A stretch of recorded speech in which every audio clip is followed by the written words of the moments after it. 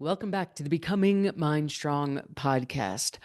One of the things that I cannot stand about the health and fitness industry is this concept of major life overhauls, of 0 to 100, of all in all out thinking, of perfectionism. And I'm bringing that up at the start of this episode because in this episode, I want to teach you my little quick and dirty 15-minute morning routine that I use to help lower cortisol levels. And I'm pairing the intro to this episode and what I'm going to talk about together because if you've hung out here before, you know that menopause is a time of life where we have to be thinking about cortisol control.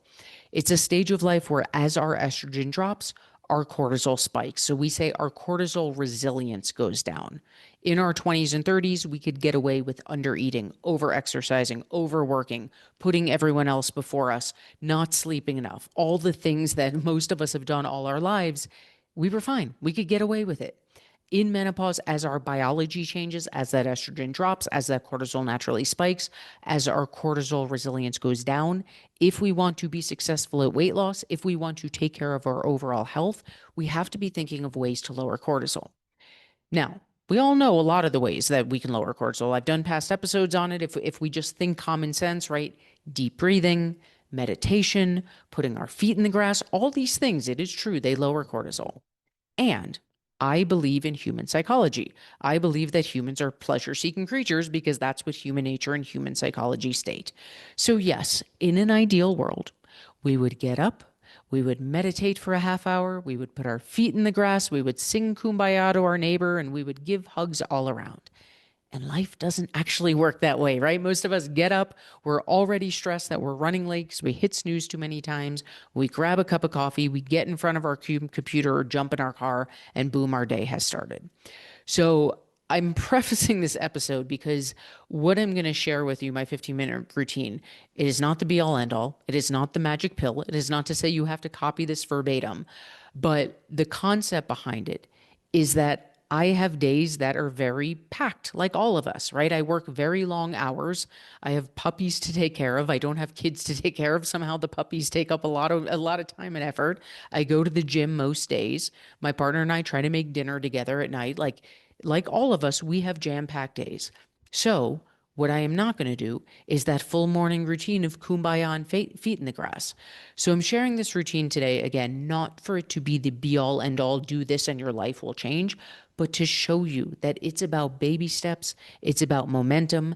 It's about the low hanging fruit. What can I do to calm my nervous system, to start getting my cortisol lowered, to get that snowball rolling down a hill so I'm not just waking up and crashing into my day. So, in today's episode, I'm going to share with you my quick and dirty 15-minute morning routine to lower cortisol. Check it out. So, before I walk you through this routine, let me tell you a little bit of a backstory. I used to be meticulous with my mornings because if there's one thing that owning a business has taught me, it's that the way I start my day sets the tone for that day. It doesn't mean I'm not a big believer in you have a bad 5 minutes, the rest of the day is ruined. No, like if you have bad 5 minutes, we can breathe, we can hit reset, we can restart and get back on track for the day. And I learned very early on in starting MindStrong, if I get out of bed and I'm rushed because I hit snooze and I grab coffee and I get in front of my computer and that's how my day is starting, I am not going to feel great the rest of the day. My cortisol is spiked. I'm feeling anxious. My brain is going. My nervous system's out of whack. It is not going to be a very productive day. I'm not going to show up my best for my team. So for a while there, I was very meticulous with my mornings. I would wake up, I would meditate, I would journal. I'm not a big journaling person. That's one habit that I know would benefit me, and I have a hard time sticking with it because I just blatantly don't enjoy it. I would do all the things that I knew were to my benefit. Then, like a lot of us with habits, if we don't stick with them, right, my brain didn't fully rewire. So slowly it becomes a slippery slope. There was one day of like, okay, let me just answer these emails really quickly and then I'll do my morning routine. 2 hours go by and now we're just into our workday. So you have a couple of those days and next thing you know, you forgot all about your morning routine. I'm guilty of it too. I did it for a very long time. And what started to happen is that I shine the light of awareness. I was like, you know what? I don't feel good. I am not showing up my best when I'm starting work from this frazzled, hectic, head to the ground, dive right in type of way. I'm not showing up best for my family. I'm not feeling good in my body. I'm not showing up from a center place for my team as much as I would like to. So I put some conscious effort into it and I was like, all right, look, life is a lot more packed than it used to be. Because the first time around when I was great with my morning routine, my days weren't as busy. MindStrong wasn't as big. I had a lot more time on my hands. So I share this because, again, I'm all about realistic expectations, right? I knew I don't have 45 minutes in the morning to just ease into this day the way that I would if this was a Disney movie where little birds land on my shoulders and chirp in my ear and drift me off to a full buffet at breakfast or whatever that visual is. So I sat down and thought, okay, realistically, how much time could I give myself in the morning where I know that I'm prioritizing me, I'm centering myself, but it's not turning into a chore. It's not like, okay, now I need to block 45 minutes before a whole workday and then workouts and then dinner. And I was like, 15 minutes. I could do, realistically, I can give myself 15 minutes for me to get in the zone I want to and then start my day. And it's not going to feel like I carved out this whole other chore for myself. So then I sat down and thought, okay, what are the things that help me prep for my day? I know for me, it's meditation. I am such a huge believer in meditation. I've done past episodes where I talk about it. It is one of the best things as human beings we can be doing for ourselves. And I know that I am a different human being when I'm meditating consistently. And it doesn't have to be an hour, it can literally be 5 minutes, 10 minutes. So I know meditation is on my, I don't want to say must list, but if I'm thinking of like what makes me feel good, then I would put it in a must list. So, okay, meditation would be great for me. What else? Well, I know I need my morning coffee. And what I don't enjoy is just grabbing coffee and drinking it in front of my computer. I like to sit. I like to sit in silence. I like to visualize. I like to think about how do I want to feel today, right? Here are the tasks I have to do. How do I want to show up and how do I want to feel? So it's like, okay, I want time to meditate and I want time to just be still and think and drink my coffee. What else? Well, sometimes it's hard when I go straight from meditation, like straight into work, right? Because I was very in my heart, I was very calm. Now I open an inbox and bam, and here away we go. So I'd like to find a way to kind of bridge that gap, to kind of prime myself to get into work mode. Okay, so we've got meditation, we've got silent coffee, visualization, feel into the daytime, and we've got some time to kind of bridge the gap between that and work. Anything else? No, those are what I would call the big three for me. So I very simply put them together. In the morning, I spend 10 minutes meditating. If you've listened to past episodes, you heard me talk about I've been meditating 10 minutes a day for years now. My intention was always to raise it. I was like, I'll start with 10 minutes. Eventually, I'll work my way up to an hour. I've never gone past 10. I mean, I have gone past 10 minutes. I've never consistently gone past 10 minutes because it starts to feel like a chore. It starts to feel like I have to. I don't want it to feel like that. I love my 10 minutes a day. I do it every single day. So 10 minutes it is. I'm going to do 10 minutes meditation. Beautiful. What next? Well, when I'm done meditating, it'd be very easy. Instead of making my coffee and bringing it to my desk, we have these little chairs by these big windows in our house that I love. The chairs are comfy. The window gets lots of sunlight.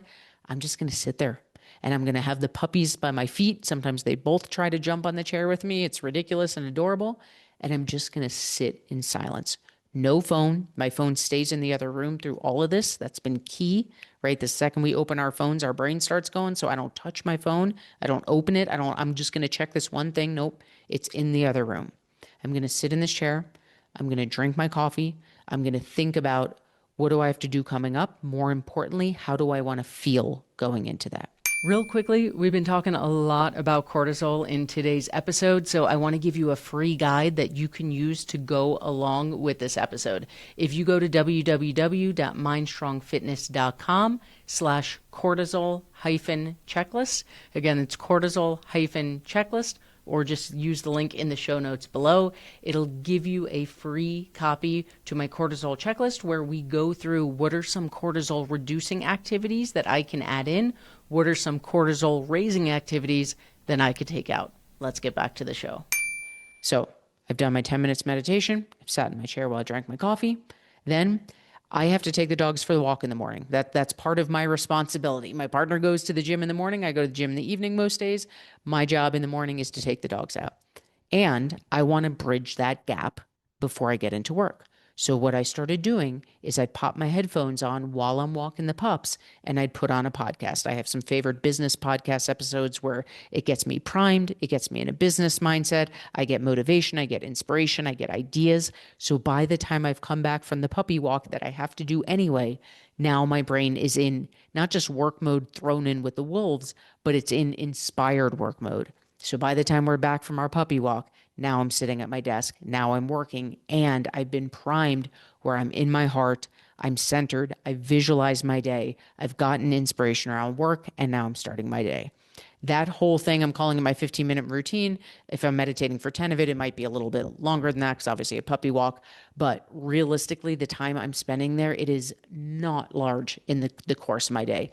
What I love about this routine is that it's not a chore. I'm not forcing myself to do, I got to wake up an hour earlier in order to get this prep. No, it's about what's realistic and what do I personally need. So, as I said in the intro, I'm sharing my personal morning routine with you, not with the intention of being like, I hate when business coaches and all these people are like, if you want to be successful, this is what you have to do. There's no truth to that, right? The amount of business coaches out there that are like, you have to wake up at 4 a.m. That is complete BS. You do not have to wake up at 4 a.m. to be successful. What if you're a night owl? What if you like working at night like I do? Anyway, I'm not sharing this with you to say, copy this morning routine to be successful. I'm sharing it with you as an example so that we can take the framework of how I constructed this morning routine and we can make it work for you. Here's what I mean by that. What I would encourage you to think about are what are the 3 to 5 things that help you feel prepped to ease into the day. And the reality is, you might not know. You may have been spending your entire life so far, your entire adult life, waking up and zooming into work.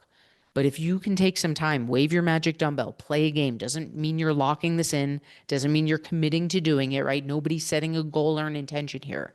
If I could wave my magic dumbbell, what are 3 to 5 things that would help you feel centered and calm going into your day? That's question 1. Question 2, realistically, how much time could you give yourself in the morning without it becoming a chore? If you have kids at home and you have to get them ready, you're not going to have as much time. So maybe it's a 7-minute routine, right? I'm going to guess most of us could find 5 to 15 minutes in the morning if this was a priority. Nobody's asking you for an hour. For you in your personal life, what is a realistic time frame? Okay, so we've got what are your 3 to 5 activities that would help prime you for the day is a good word for that, priming you. Number 2, realistically, how much time could you carve out for yourself? And then number 3, we're going to put those things together. What does that look like? Coming up with a game plan, right? Realistically, X number of minutes on this, then I'm going to go into this. It doesn't have to be an exact number. Then I'm going to go into this. Then I'm going to start my day. Once you've got that mapped out, here is the key. I talk endlessly about neuroscience, endlessly about habits. If you haven't listened to those episodes, go back and listen to them. You are not going to magically make this your new routine, right? I had to consciously, when I started this, I was going to say again, but this was a new routine. But when I started this again, we'll say it, I was committed. I need to wire my brain for this. The first time around, I didn't know as much about neuroscience. I didn't think that way. Now I'm older, I'm wiser. I've been teaching this stuff for years. I'm like, okay, I want this new routine to be who I am and what I do. I know that to do that, I need to wire my brain, meaning I need to form a neural connection by taking a new action. I need to repeat that action till enough myelin coats it until it becomes a full-fledged habit to where I wake up every morning and this is just who I am and what I do. I don't have to think about it. It's on autopilot. So literally for weeks at a time, I would wake up and I would remind myself. I'd get up, okay, first thing I'm going to do is I'm going to go meditate. After I meditate, I'm going to do that. And I would walk myself through the steps. And in the beginning, I'd be like, oh, does this feel kind of chore-like? Like this was supposed to be my relaxation, but now I'm walking myself through a checklist. And in those moments, I'd remind myself, we are consciously wiring your brain. You know that after these next 15, 20 minutes, you're going to feel incredible. So right now, if we kind of have to go through a mental checklist, that's okay. Because number 1, you're going to feel great on the other side. Number 2, eventually there is no checklist. It's like brushing your teeth. You're going to get up, you're going to do it. It's just autopilot because you've wired your brain. And now that's the point that I'm at. This is just who I am and what I do. I wake up, I do my meditation, I sit in my chair, drink my coffee, I listen to my podcast while I walk my puppies, then I'm ready for work. My days feel better. I feel calmer. There's still days that then you go into the inbox and here we go, away we go. But I am showing up from a better, more centered place because I put that time for me first. So I'm going to encourage you. This is not a have to. This is not a must. This is not a should. And if you are someone who finds yourself diving into your day, if it feels like you're starting your day with cortisol spiked sky high, it is not about a major life overhaul. We're going to sit down. We're going to think, okay, what are 3 to 5 things that would prime me for the day, that are going to lower my cortisol, get me in a centered space where I'm in control. I'm not reacting to the day. I'm being proactive by putting myself in the space I want to be in. From there, what's a realistic timeline that I can commit to? And that's not set in stone. Maybe we try it, it feels too long. Maybe we try it, it feels too short. And number 3, what does that action plan look like? From there, repeat, repeat, repeat until our brain is myelinated, until this becomes who you are, what you do, and you are setting yourself up for success each and every day.